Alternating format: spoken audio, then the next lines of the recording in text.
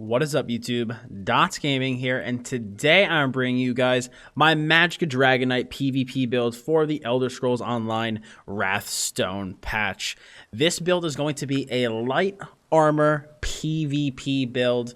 I've been playing a lot of light armor for my Magicka more recently. Haven't really been playing much heavy armor, although if you are interested in heavy armor, I do have the updated burn build on my website. But today's video is going to be covering a build that I am calling the Resistor. Even though it is a light armor build and does take advantage of the light armor passives, this build boasts absolutely massive resistances, taking you way over the resist cap to combat the amount of penetration that we are seeing in the current PvP meta, allowing you to stay tanky and deal the damage that you need to deal. This build also has amazing healing, great damage, amazing sustain, and it is all in all my favorite PvP build for this patch that I have run on my DK recently, and I'm here sharing it with you guys today.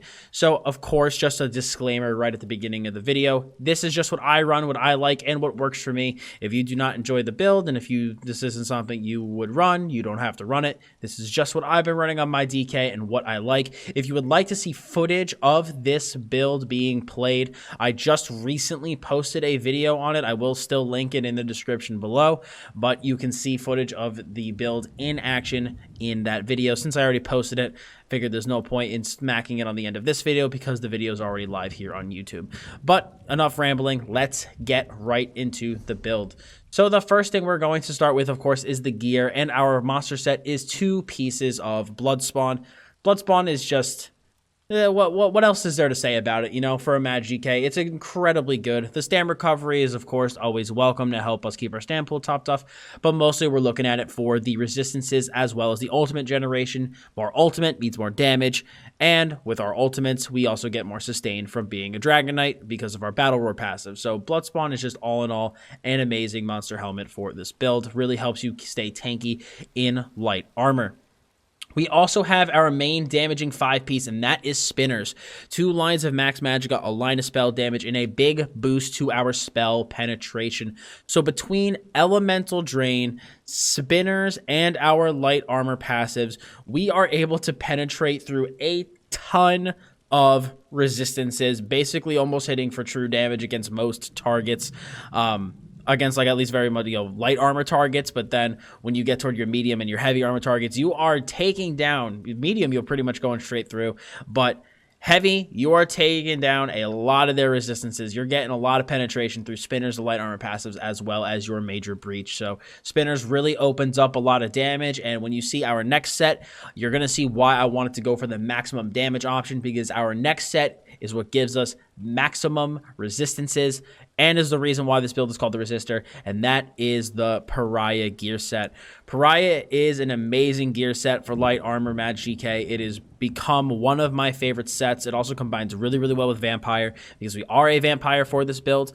It gives us a line of max health, a line of physical resist, a line of spell resist, and then it increases our physical and spell resist up to almost 11k based on our missing health. So the lower we get in this build, the higher our resistances are going to be. And on top of that, we also have the Undeath passive from being a vampire, which is going to lower the damage we take by a percent value as we get below 50% health. So if we look at our passives here, you can see Vampire, we have Undeath, reduces your damage taken by up to 33% based on your missing health while you are below 50% health. So Pariah and Undeath just make you incredibly tanky in light armor. So we have Pariah, which gives us a ton of resistances. We have Bloodspawn, which gives us a ton of resistances. And, of course, Spinners is going to be our main damage set. Now, I know some people might be thinking, Dots, you're way over the resist cap, like way over. What are you doing? People are running a lot of penetration nowadays because of the fact that penetration is no longer a wasted stat ever since the shield changes went through, and shields can now be penetrated through. Penetration is no longer a wasted stat, so people are stacking more of it than they ever have. So this really, really helps combat that. If you feel that this is way too much resistance for the build, and if you don't need that much, I'd recommend dropping Bloodspawn and replacing it with something like Valkyrie Scoria. That's what I do during duels. But for open world, I still really feel that the Bloodspawn Pariah combo just keeps you so tanky, and you never need to worry about somebody penetrating through your defenses because you just have so much resistance that you're able to defend against most things, with the exception of obviously bleeds and oblivion damage. And in terms of our weapon choice, before I go into traits or everything, I'm going to discuss our weapon choice. We are actually using an Inferno Staff as our front bar and a Sword and Board as the back bar. We are no longer running the Sword and Shield and Ice Staff. We are running an Inferno Staff and a Sword and Board. And the reason I've chosen to go with an Inferno Staff on my front bar is because Inferno Staff gives so much damage. The amount of damage that you get from the light attacks and the 8% damage increase from on your single target attacks from having the Inferno Staff is it's just amazing. And with, as you can see, the build is already incredibly tanky between all of the resistances we have. So I wanted to go with a more offensive front bar. You know, I wanted my offensive bar to be as offensive as possible. So that is why I chose to go with an Inferno Staff. Again, like I said, those light attack weaves are incredibly potent, and the 8% single target damage increase is great. And then we have our Sword and Board on the back bar for when we do want to go defensive and we do want to block and we do need to kind of turtle up a little bit. We do have the Sword and Shield back bar to offer that. So going over traits and stuff now, we are running, I believe we are running 5 pieces of Impen on the body. We are running 2 pieces of Sturdy on the body, as well as a Sturdy Shield, because I pretty much only block when I'm on my back bar shield, and even then I'm not trying to perma block, so I felt that 3 pieces of Sturdy was enough for me. I wanted to try to get over 2500 crit resist for this build, so that is what I ended up going with in terms of that. We have 3 Prismatics, and the rest are all Maxima Magica, including our back bar shield. We are also running, I believe, a 5-1-1. Yes, we are. So 1 heavy, 1 medium, and we have 5 light. We are running triple arcane on our jewelry to get us a nice big spell damage pool. As you can see, we have 40,000, Maxima Magica pool. We have 40,000 Maxima Magica on our front bar and almost 2,200 spell damage. And with the amount of penetration we have, that's a lot of damage for as tanky as this build is. And we also are sitting at 40% spell crit. Things are looking really good stat-wise. And then we're also able to run flat spell damage across the board on our jewelry. Breton passives are amazing. We also have a Nirnhoned front bar with an increased weapon and spell damage enchant with a decisive back bar combos really well with Bloodspawn. Just stuck a Restore Magica enchant back here mainly for BGs. But, you know, if you want to stick poisons back here, go ahead. But I just have the Restore Magica glyph here. It's really kind of up to you. And then again, like I said, Magica and Sturdy on that back bar. So that's what we're running in terms of gear. In terms of our skills, of course, we have Flame Lash, a nice 9400 tooltip about on Flame Lash. Really strong. As you guys know, it just deals damage. You strike an enemy that's immobile or stunned, you set them off balance, and then you get Power Lash, so your lash costs half as much. You deal extra damage, and you get a nice big heal over 2 seconds, and this can occur once every 3 seconds. Bread and butter skill, very good. We also have Burning Embers, which gives us a really juicy dot over 10.5 seconds, and it heals us for 80% of the total damage inflicted when the effect ends. Burning Embers is just, again, it's a staple for every Magic GK build. Apply this to as many people as possible, not only get those dots rolling, but keep that healing coming in.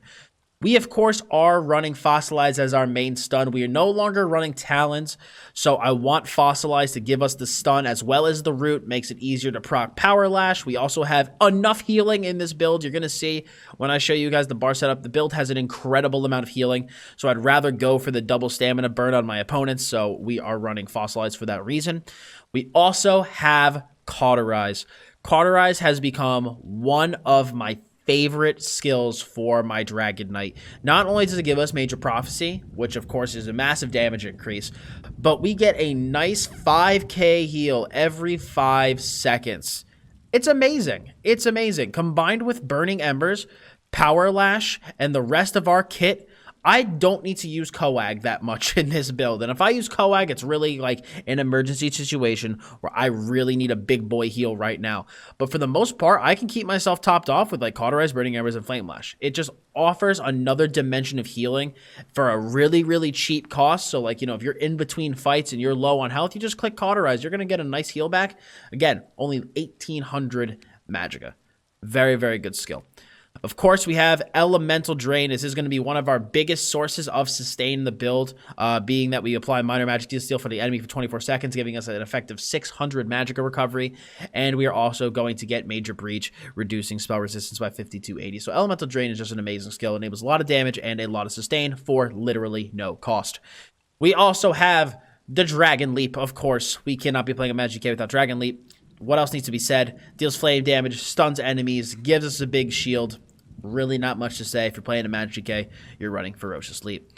On our Sword and Shield back bar, we are, of course, running Degeneration. Degeneration is our form of major sorcery. This also works really, really well for us because we are using a staff on our front bar. So, as you can see, while active, your light and heavy attacks against the enemy have a 15% chance to heal you for 123% of the damage caused. And since our light attacks will be dealing a very respectable amount of damage because we are using a staff, that's actually going to be a pretty good heal. So, Degen gives us, like I said, tiny bits of heal, tiny bits of damage, but it's a nice way to get really cheap major sorcery with some extra benefits. I am running Harness Magicka this patch. Harness Magicka has been a tech slot that I recently put in. I would have never in a million years thought about wearing this. Shout out to Quantum for telling me to give this a shot. And let me tell you, I have loved this skill. Harness Magicka will give you so much sustain while also shielding you. And that's part of the reason why I've been enjoying it so much and why I recommend that you try it. Because I know to some it'd be like, okay, it might be a little bit of overkill. You have Coag, you have Harness. Like why would you run both? Coag is good when you need those big heals when your health is low. Harness is good if you want to help prevent some of that damage and also give you an insane amount of sustain. Like, you absorb or you restore a ton of magicka when you defend yourself with Harness Magicka. And plus, being that our shields now inherent our resistances, and this build is literally called the Resistor, our Harness Magicka shield has a ton of resistance. It is an incredibly strong shield, will help combat some of the damage that, resistances can't necessarily fight. It's a really, really good skill. I've been enjoying it a lot, and I definitely recommend giving it a try. Of course, I have Coag, big boy heal. You don't want to use this that much. Again, this and Harness are pretty expensive.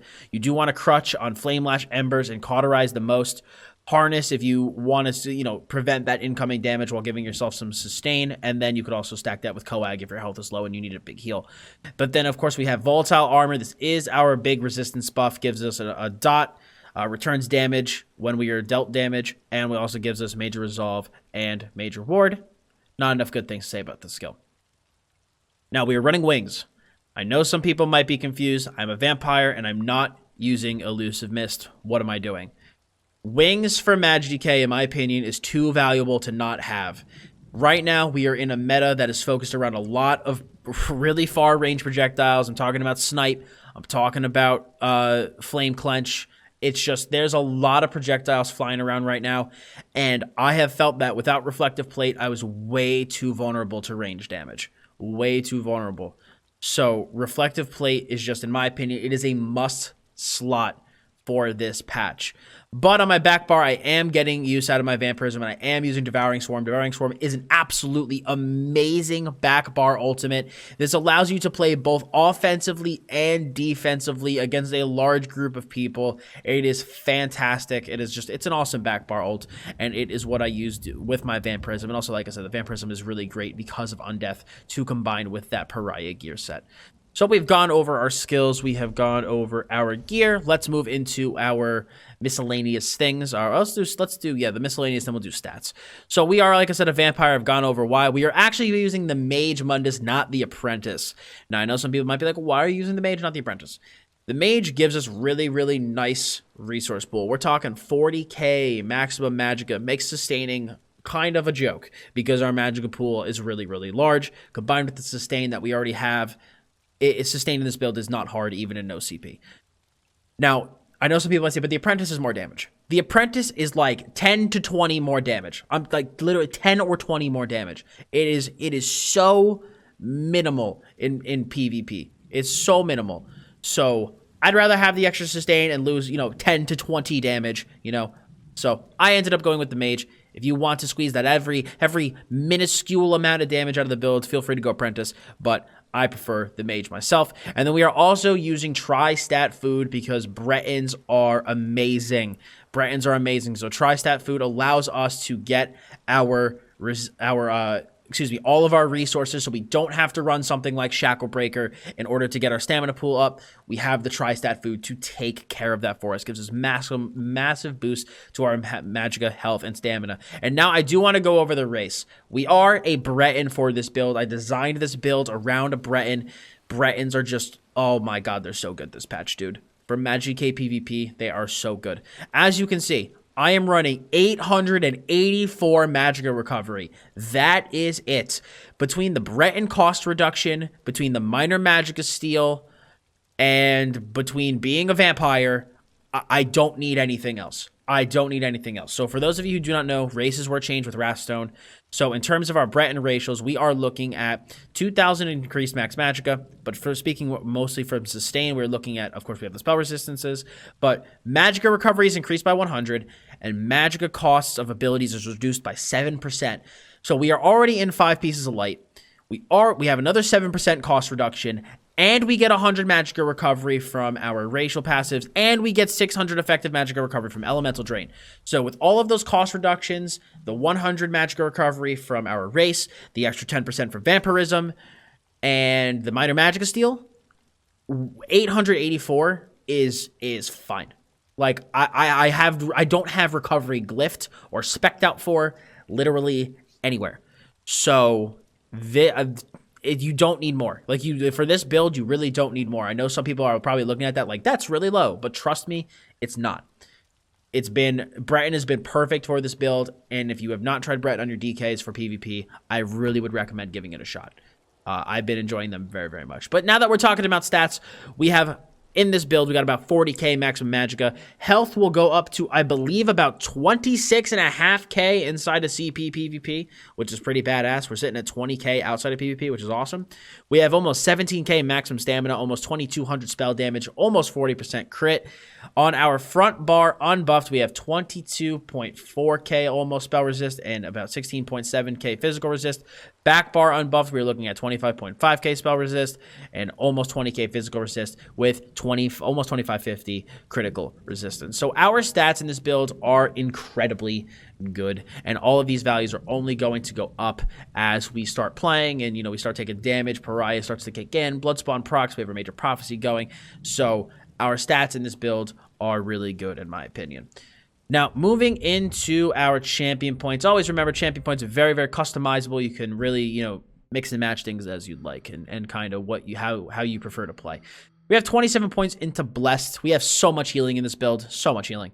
So I want to boost that up as much as I can, feasibly without losing out on too much damage. So we have 27 into Blessed. We have 56 points into Elfborn for the big crit damage. We have 40% crit, so I want to take advantage of that. 75 into Elemental Expert, 31 into Spell Erosion, 81 into Master at Arms. This is a direct damage build. We do not have any into Thaumaturge. Our dots in this build provide very minimal damage. We have Burning Embers, we have Degen, and we have like Volatile Armor, and we have the Flame status effect. Most of our damage is coming from Flame Lash, Leap. That is our big damage. That's where most of it's coming from. So that's why I pumped Ele Expert all the way up to 75, and I made Master at Arms 81, and we're not running anything into Thaumaturge. We have 56 into Ironclad, 52 into Resistance, 37 into Thick Skin, 37 into Elemental Defender, 43 into Hardy, 18 into Light Armor Focus, and 27 into Quick Recovery to match with our Blessed. We also have 18 points into Sprinter, 56 into Warlord. I have 75 in Arcanist just because whenever I play DK, it's always a habit that I put 75 points into Arcanist. With our recovery being so low, this really could possibly be moved around. You could really move Arcanist if you want to. You could take points out, move it to Warlord, put more in Sprinter, maybe stick some in Siphoner. So really, you can take some out of this if you want to. I just run 75 because I always run 75 in my builds, but you can move it wherever you'd like. We also have 81 into Shadow Ward and 40 into Tumbling. I do this because of the fact that I'm only running 3 pieces of Sturdy on my blocking bar. I want to get as much block cost reduction from my CP as possible. So we've done stats, gear, CP. I'm pretty sure we've hit everything. We're looking at Potion and Mundus. I did Mundus. We're looking at Potion. Potions are Tri-Stat. Always run Tri-Stat on my Match GK. It's like a mini Battle Roar. I can't recommend them enough. So I don't think I missed anything. I guess we could just have to go over combos and damage at this point. So Most Magic GK builds play really similar in terms of the goal and really how to play them. And that's buff and debuff maintenance. You want to maintain Volatile Armor, you want to maintain Degeneration, and you want to maintain Cauterize, and you want to maintain Burning Embers, and you want to maintain Elemental Drain. Those are your big buffs and debuffs that you always want to maintain on your target.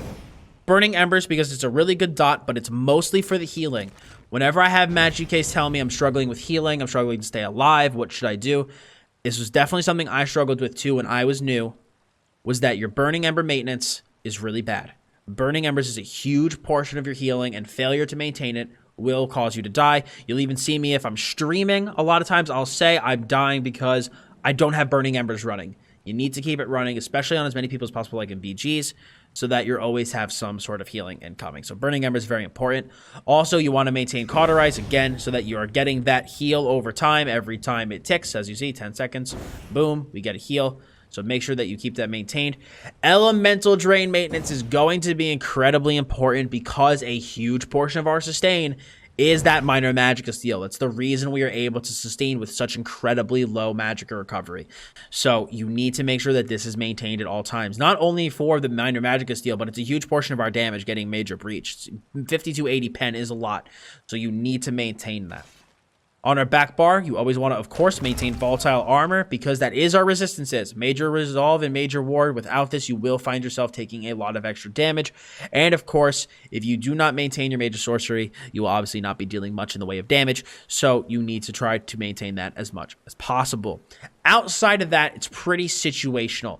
So, again, assuming all your buffs and debuffs are maintained, you're just going to go in, hit them with the Embers. You're going to start and you're going to lash them. Eventually, you're going to hit them with a Fossilize. You know, but once you hit your target with Fossilize, I think I can fossilize these target dummies, I believe. Oh, you cannot. That is so feels bad.